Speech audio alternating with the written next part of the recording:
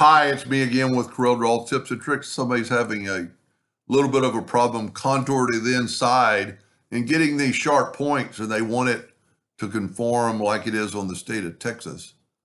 I don't understand the green circle unless they're color mapping a cutout. But anyway, let's take this object and go to Effects and Contour. And I measured this distance with my parallel dimension tool just to see how far it was or how much they're contouring. They're contouring 0.1 because I wanted to do the same. So I'm contouring 0.1 and I'm going to get the exact same results. Now they're going to be a little bit perturbed or upset, not upset, but all you have to do, this is mitered corners, have rounded corners selected and then hit apply and you get that contour. Now I don't understand the green cutout, but you're going to want to, well, that's going to, that little contour is inside there because it's just a contour. So we're going to go break the contour apart and then grab that little piece. And when you see it like that, we're going to have to go to Object Group and ungroup all. And then you can select that little piece and get rid of it. So I don't know what this cutout is. If this is an ornament and they want a hole and not this, and I'm going a little beyond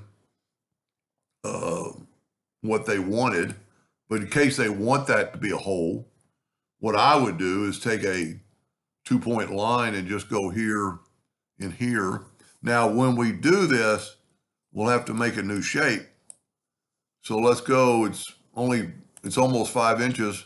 Let's set our nudge factor on 5.5 and let's smart fill this and move that over and then left click, right click, and then contour it, that 1 inch. And you're going to get that. Then you can break the contour apart. Break the contour apart and then move that new contour over. And then that way, I don't know if this is just a marked line, an engraved line. Yeah, I mean, this is a hairline and this is of course, they're not doing it, but I did that. That's still a hairline. So if, I don't understand this, but this would work. And then of course you would take this line away and then you would have, if this was solid wood, it would look like that with a hole in it. Unless, if they're cutting, maybe they're cutting both these out. I don't know. I would not think so.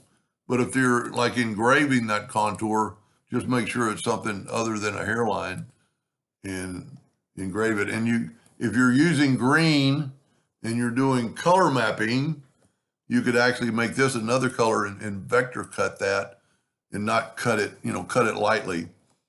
So I don't know about that, but all you got to consider is when you're contouring to pick your corners. You want a rounded corner, or like on a star, we'll do mitered corners, and that's the way it should look. If you use rounded corners on a star, you're going to get a little bit of a round. Well, you don't, but you'll actually do it if you do it on the outside. So let's do this on the outside contour with square corners, and you get that. Now let's back up and go with rounded corners, and you're going to get rounded corners. I do this a lot if I was cutting out a shape for an ornament, so you won't have a point that could either hurt somebody or break off easy. Anyway, I hope that's what they were asking and hope that helped. Thank you for watching.